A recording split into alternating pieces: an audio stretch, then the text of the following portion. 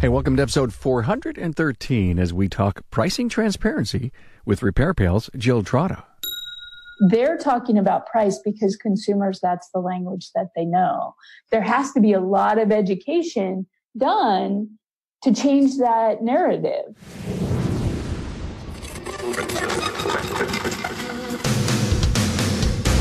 Welcome, aftermarketers, to Remarkable Results Radio. Listen to learn just one thing from today's episode on your journey to remarkable results.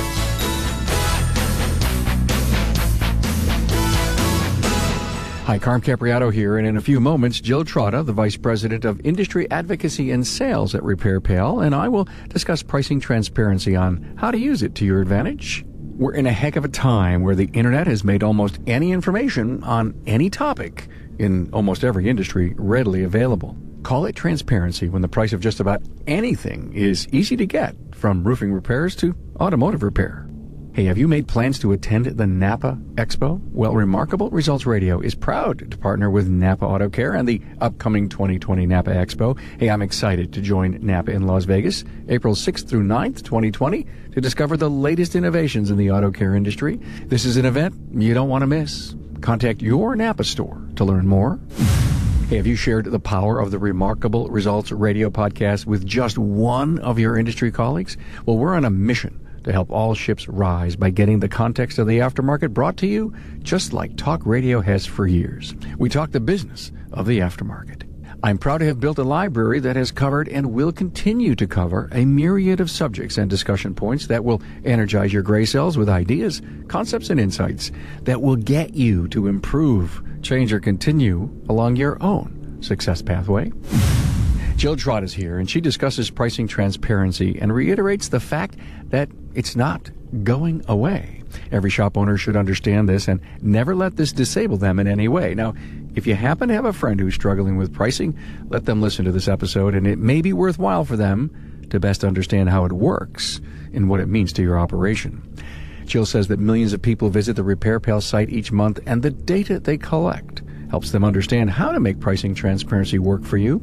She also offers some survey results that are frankly disturbing as it relates to satisfied customers. As we talk about service advisory, Jill explains that training and education is key. Service advisors need to be knowledgeable in order to build trust and value toward the customer.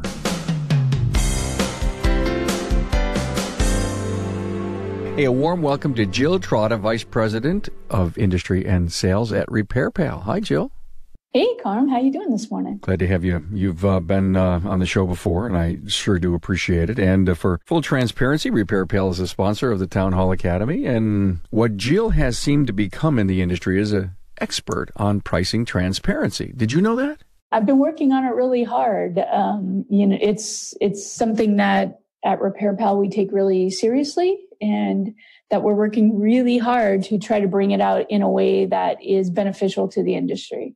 So I see pricing transparency in a couple of different ways, Jill. Number one, use it to your advantage if you can, and you appreciate, where the information comes from. Don't let it disable you as a shop owner, and accept the fact that it's not going away. Would you agree with those three things? I do agree with those three things, and I agree it is not going away. So it's really important to be able to use it as a tool to have as much knowledge about it as possible, so that you can use it to your advantage and use it to gain trust with your customers, and so that everybody's comfortable and working off of the same plane. To use it to our advantage, let's talk about that. We have to accept the fact that the internet is what made all this happen. Automotive, building, construction, plumbing, HVAC, you name a skilled trade, and there's transparency on pricing in every capacity. And I guess it just doesn't matter if I wanted to buy a jacket at Macy's and I could find that same jacket online at Amazon. It's an issue for every industry in our global markets. So let's just talk about ours.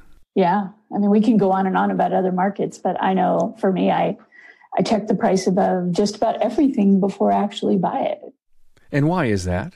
Just to make sure that you're getting because you can, and to make sure you're getting, what you perceive as a fair deal. And a lot of it is perception. What do you perceive is the price that you should pay, and what sources are you using? So we try to be the fair price source, not the cheap price source. Explain that to me. As you can imagine, I spend a lot of time surfing around looking at other sources for auto repair information, particularly price transparency. And probably I spend 2-3 hours a week just going through different sites and doing comparisons. And the reason I do it is because I want to make sure that our estimator is not creating a race to the bottom.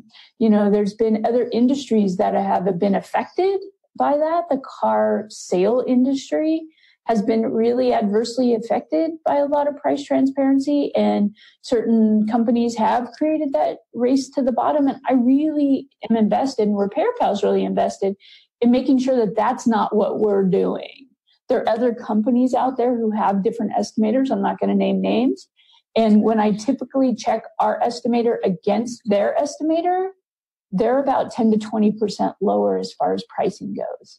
If it wasn't for the internet, the aggregators like RepairPal and all the others that you kind of don't want to mention, and I don't blame you. This isn't about that. It's more about what we can do to survive price transparency. But if it wasn't for the internet, none of this would happen. Now we're all smarter.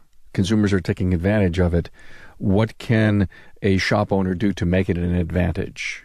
Things that shop owners need to realize, and we've done extensive research. So RepairPal.com gets around 6 million site visitors a month coming to our site. And which means that we have a really good way to get information from consumers. And by what I mean by that is we can put up surveys and we can ask questions. And one of the questions that we ask all the time is, do you feel you were charged a fair price for your last auto repair? And 58%, and this is consistent over the last year or so, say that they do not feel like they were charged a fair price. And what's a little alarming about that is that's a 6% increase from 2014 when it was 52%. So then, we don't just ask that question. We dig in a little deeper. Like, how do you know you weren't charged a fair price? And 36% of the people, and this is really an industry-wide problem, said they felt like the car wasn't fixed right the first time. So you got to fix the car right the first time. That's like baseline. And that's why we focus on training with our certification program, is that you have to be able to fix cars. In the US, there's no program that checks out auto mechanics. Anybody can roll up a red toolbox and start working on cars. And that's why it's important that our industry really promotes engaging in training. But we can talk on and on about that. We won't. 29% of the people said that they checked the price online and that it didn't match up. So that's why it's important for shop owners to use it to their advantage to know what is out there.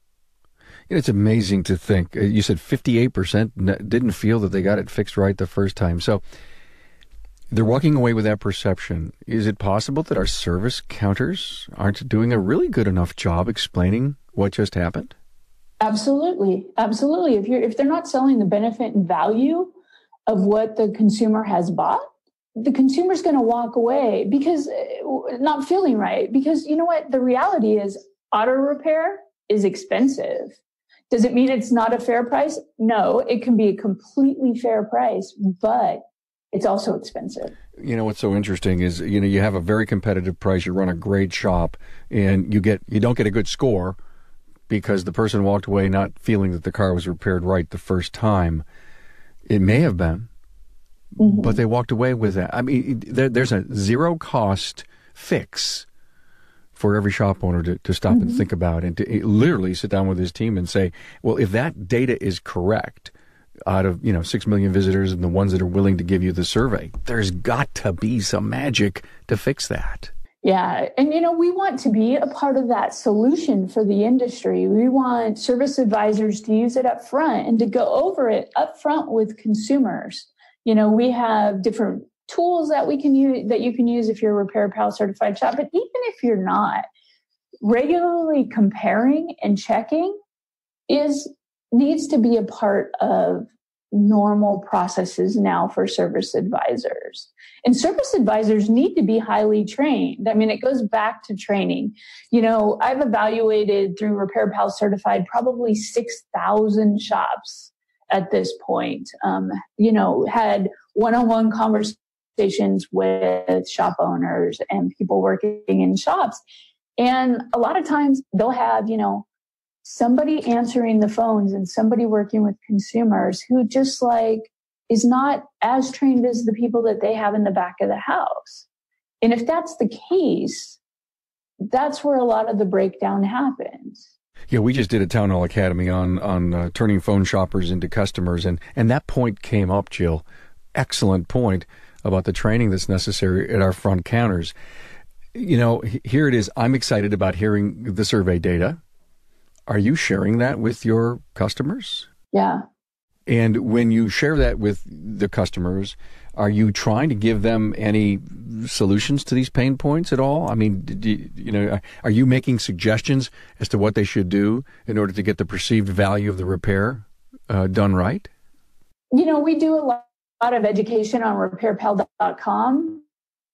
And we do write about those things and write about how to be a good auto care consumer. I've done a couple radio interviews in the last couple of months about, I get asked to do a lot of radio and things for RepairPal, and a lot of it focuses on price.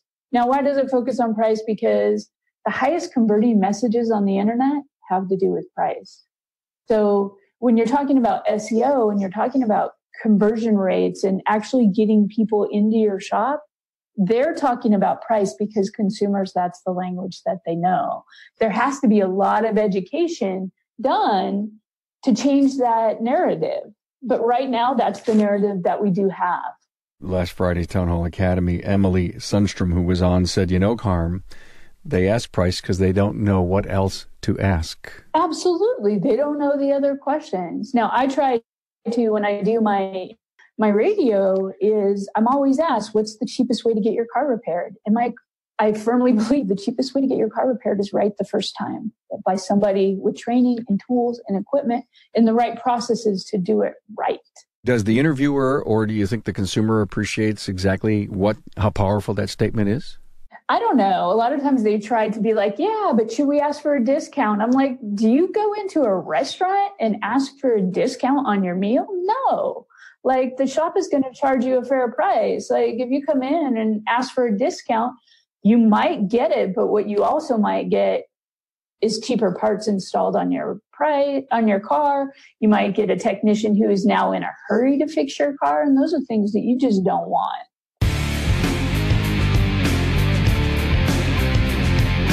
Hey, Carm here to highlight why the Napa Auto Care program may be right for you. Let's talk about warranties. How long do you warranty your repairs or services for your customers? Does your warranty cover your customers anywhere in the country? Now, if you're a Napa Auto Care Center, you have confidence in knowing your customers are covered for 24 months or 24,000 miles nationwide. Now, that's because one of the many benefits of the Napa Auto Care program is the nationwide peace of mind warranty. The nationwide peace of mind warranty provides the best coverage in the industry, and it allows your shop to compete with other national brands. It's a written warranty that is honored at more than 17,000 Napa Auto Care Center locations from Florida to California and everywhere in between. Wow, 17,000 locations. That's more than any other automotive repair brand. When you're part of the Napa Auto Care program, no matter where your customers travel, if they experience a problem with a covered repair, they can count on Napa Auto Care to be nearby to get them back on the road. The nationwide peace of mind warranty covers parts and labor on qualifying repairs and services for 24 months or 24,000 miles. And the warranty claim process is easy too. If you're ready to give your customers the security and confidence of a nationwide warranty and provide them with peace of mind, knowing that they are receiving a quality repair or service, especially if they're unable to return to you for warranty, then Napa Auto Care may be right for you. Contact your local Napa Auto Parts store today and learn more about the nationwide peace of mind warranty and the hundreds of other reasons to become part of the Napa Auto Care family, the largest network of independent automotive repair shops in the country. Okay, so you got this beautiful bone-in ribeye on the menu, and I haven't had a ribeye in so long. It's $35. I only got 20 with me. Can you do that? Yeah, no. that restaurant analogy. Here's a skirt steak. Why has automotive repair become something that people love to negotiate? I have no idea why. That's not what we promote. I never say go in and ask for a discount. And I think because there's a lot of programs out there and a lot of different companies that promote discounting, that if you go onto their site, and it'll say, go here and get a 10% discount. So I think changing that from a discount model, like signing up for certain programs, and then when they come in, you give their customers a 10% discount. I think that's something that we've kind of done to ourselves as an industry. We can sit here right now. 10 things just went through my head about replacing the discount coupon or the discount strategy for car count growth, new customer growth, with a million different things that is giving value to someone. It may cost you something, but they perceive it as something else. Give them a car wash. Give them the most premium car wash at the biggest car wash in town, or a detailing. And, you come in for, timing belt maintenance and get a free car wash. Yeah, or give them something for their car. There's a perceived value in that. It could be, wow, that's a $59 item. Why get a 10% discount on something, And in this way, you don't have the word discount associated with you. Yeah. Using price transparency to your advantage, Jill, I think my biggest takeaway here is service advisor training. Exactly. Service advisors need to be trained on how to do that. Because the two biggest things are them checking it online and then also checking you against the shop down the street. And if the shop down the street doesn't have the same training, the same tools, the same availability, they could be completely open because they're really cheap, but they're not doing a great job.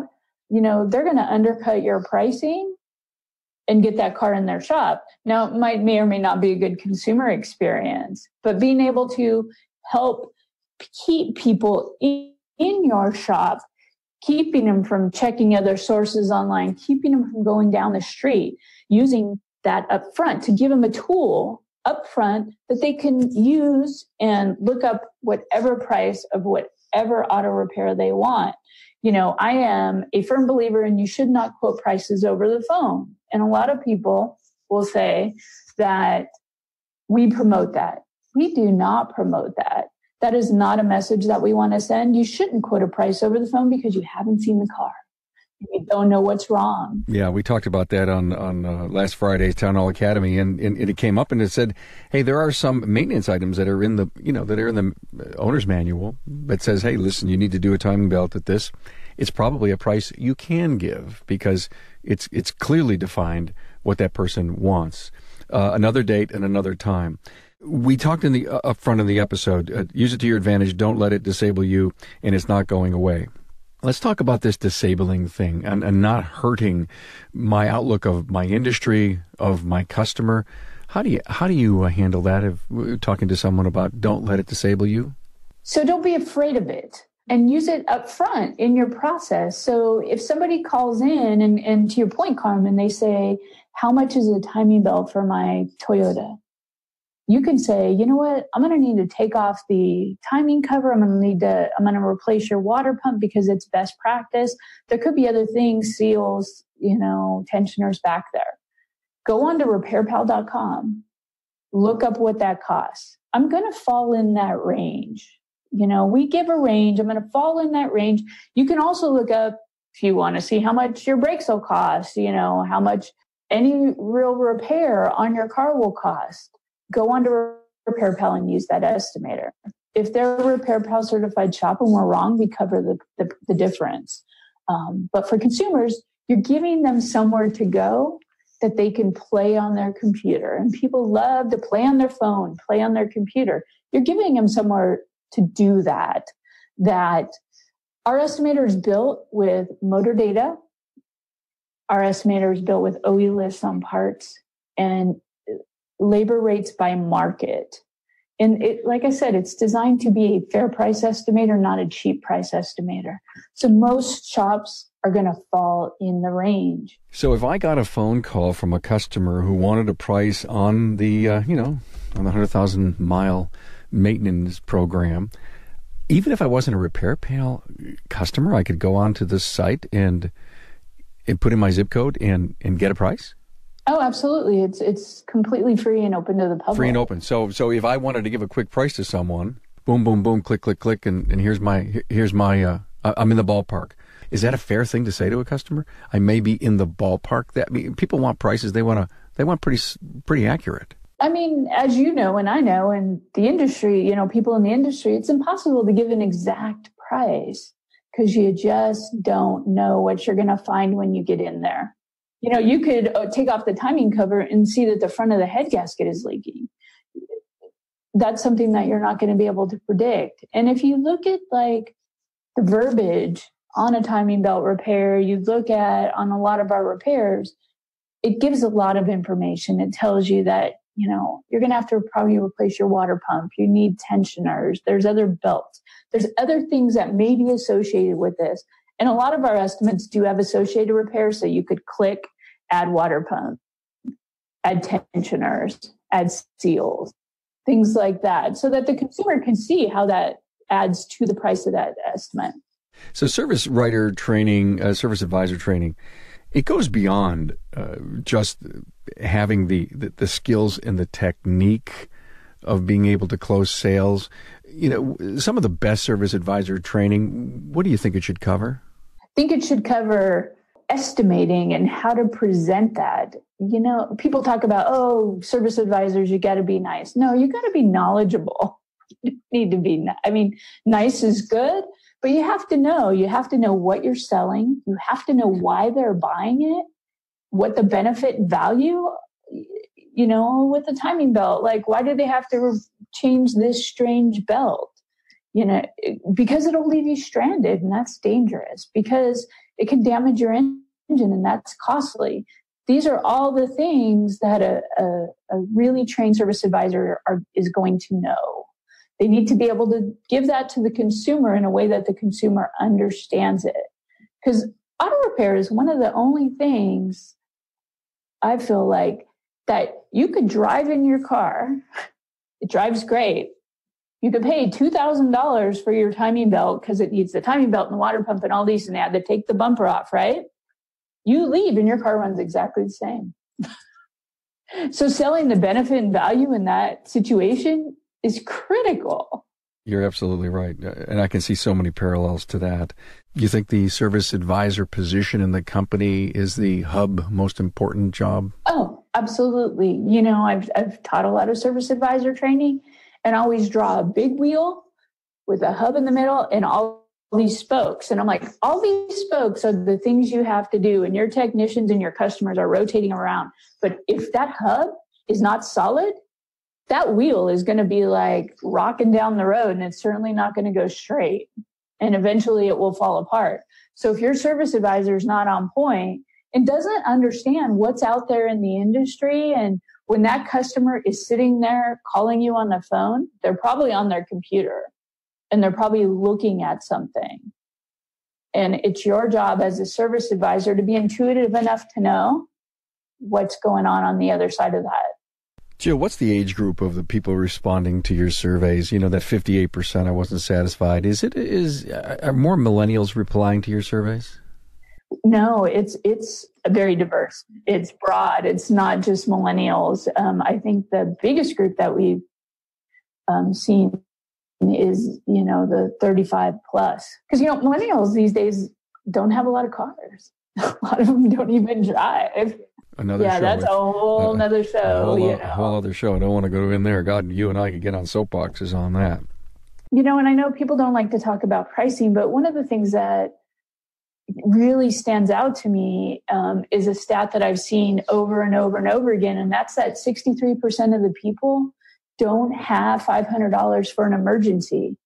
And the biggest emergencies that are out there, like that you would encounter on a regular basis, is car repair. So most people don't have $500 in their pocket for that repair. So yeah, they are focused on price. So giving them somewhere that they can go to kind of get a ballpark is a useful tool for consumers. So now it's just shops have to know how to and train themselves how to use it to get the customers into their shop rather than as a turnoff, like, I'm not going to tell you at all what this costs. You need to bring it in. For somebody who only maybe has $400 in their bank account, that's pretty scary. Okay, price transparency is not going away. People may not have enough money to get the car repair. They may be living paycheck to paycheck. With all that knowledge, the service advisor, service manager, knowing that in the back of their mind, usually can take, and in many cases will take a different tact in attempting to get that person to become a client, if they're the right client that they want to bring in. So there's a way to bring the vehicle up to reliability, serviceability issues, safety issues, and get them to spend within their budget. Mm-hmm. And I guess if price transparency is out there for the world, smartphones made all that possible. It's in your pocket. Yeah, it's in your pocket. You're going to research. You in the back of your mind, you know how much money you have. The car is making noise. There's a light on. Something's going on. I got to get it repaired. And this is my number. So before I go in and totally embarrass myself, I'm going to look for price. It's the reality today. It's not going away. And we have to have a completely different tact at the counter or the phone to bring that person in. Exactly. And you have to use those tools up front to give the consumers a sense of peace of mind so that they come in knowing that they have something that when they spend their last $500, that they didn't overspend and that they didn't pay too much. And we all know that, once it gets in there, the price might go up and that person might have access to other money, but to get them in the door, there needs to be something that makes them comfortable enough to come in. And that's going to be your service advisor using the tools and using the same tools that consumers are using. Our research shows that 85% of the people who had a car repair checked the price online. So 85% of the people that are walking in your door have looked. In my opinion, if you're lucky, they'll look at our estimator because we're focused on fair prices, not cheap prices. And our estimator is probably the most complete. But you don't know where they've been looking. And one of the other alarming statistics is that 45% of those people checked after they've already authorized the repair. We can't deny that it's here to stay. We can't deny that the consumer is more educated than ever. We can't deny that they're going to double check you after they've authorized the repair. And so delivering value, to me, seems to be the icing and the candles on the cake. Being competitive or not, having, being the highest labor, shop in the market, having thousands of customers, having a great reputation. I guess you don't want to lose that customer, that you don't want to lose that quote unquote client customer that you've just worked on because they will walk away double checking, verifying through price transparency and the open internet that you did right by them. Yeah. And if you have that conversation up front and you're higher than what they can service online, you provide yourself the opportunity to explain why. So you might be higher, but you don't want them to find that out when they're at home that night watching bad TV and playing with their computer. You don't want that. You want it to happen, if there has to be a discussion about that, in the shop before the car leaves. Great point. Well, I've so enjoyed this. What did we miss? Anything? I mean, we could talk on and on. I love talking about this stuff. I love healthy debate about it. I get emails all the time. People, ask for phone calls and ask to talk to me about it. And I welcome that. And I welcome opposing opinions. We take that very seriously here. When people have opinions or people have Yeah, they don't like what we're doing. I want to talk about it. So is there a debate issue that we haven't talked about that you'd love to bring up? The big debate is quoting prices over the phone, and people think that we advocate for that, and we don't. We use the tool up front and then don't quote the price to them directly. Use our estimator. If you're a RepairPal certified shop, we stand behind it. So if there's like a $200 discrepancy and we're low, we'll send you the $200 after we've done an investigation to make sure everything lines up. We pay out those claims all the time. And we fix the estimator, so it's right. Jill, thanks for this enlightening discussion. I think so much of the stuff that I've heard, that I believe our listener has heard, they know, they feel, they've heard, they've seen. But there's nothing like having it reaffirmed or openly discussed again like we just did, and help the individual to, literally, I would hope that someone walks away with a couple of call to actions from our discussion and says, listen, I've got to do this stuff. I've got to stop arguing with myself and the world that this stuff is bad. It's here to stay. Don't let it disable you. And, if the internet's your friend, then it's your customer's friend. Figure out how to let it be both of your friends. And how it can create common ground. Jill Trotta, Vice President of Industry and Sales RepairPal. I know I'm going to see you around at a whole bunch of events. Yeah, I'll see you at Vision, probably see you at Apex, and all these other things that are going on. Yeah. So, Jill, thanks for coming. Thanks, Carm. Thanks for being on board to listen and learn from the premier automotive aftermarket podcast. Until next time.